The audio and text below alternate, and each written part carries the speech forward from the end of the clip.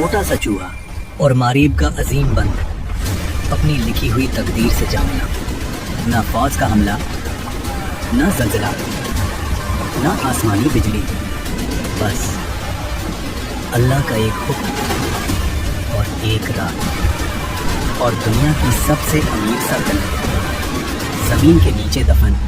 یہ وہ واقعہ ہے جس کا ذکر اللہ نے خود قرآن میں کیا۔ کیس ایک سمجھدار، باحکمت اور طاقتور رانی تھی۔ اس کا تخت عظیم تھا، اس کا نظام مضبوط، اور اس کی سلطنت دور دور تک مشہور، یہاں تک کہ اس کا ذکر اللہ کے نبی حضرت سلیمان علیہ السلام تک جا پہنچا۔ انہوں نے بلقیس کو خط بھیجا اور دعوت دی، اللہ کے آگے سجدے میں جھک جاؤ۔ بلقیس نے مشورہ کیا، تحفے بھیجے، سونا، چاندی، جواہرات،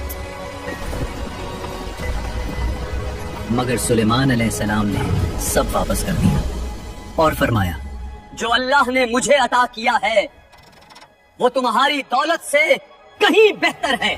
یہاں بلقیس سمجھ گئی کہ یہ کوئی عام بادشاہ نہیں، یہ اللہ کا نبی ہے۔ پھر وہ خود سلیمان علیہ السلام کے پاس آئی۔ پروردگار، میں غلط تھی، اب میں اللہ پر ایمان لاتی ہوں۔ یہ تھا سبا کا روحانی اور دنیاوی عروج، مگر وقت ہمیشہ ایک جیسا نہیں رہتا۔ بلقیس کا دور ختم ہوا، نسلیں بدلی، حکمران بدلے، اور وقت کے ساتھ شکر کی جگہ غرور نے لے لی۔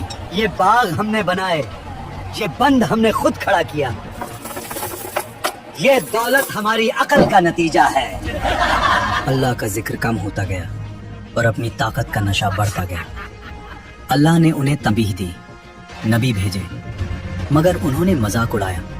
نبیوں نے ان سے کہا، یہ باغ تمہاری عقل کا کمال نہیں، یہ رب کی رحمت ہے۔